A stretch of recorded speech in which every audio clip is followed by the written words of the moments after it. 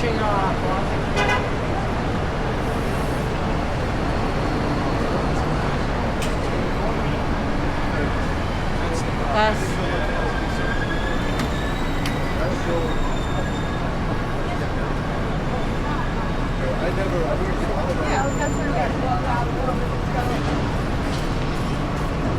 they used to have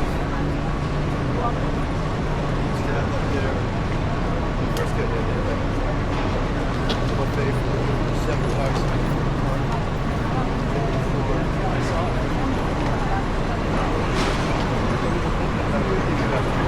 Hello there. We have the sightseeing bus.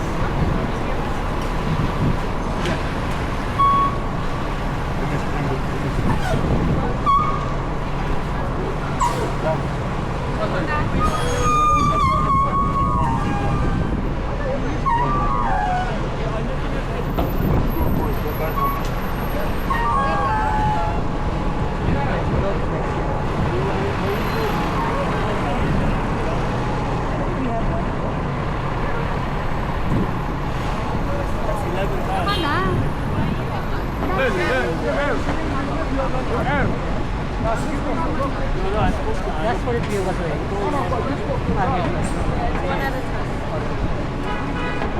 Just vote for the red and the blue.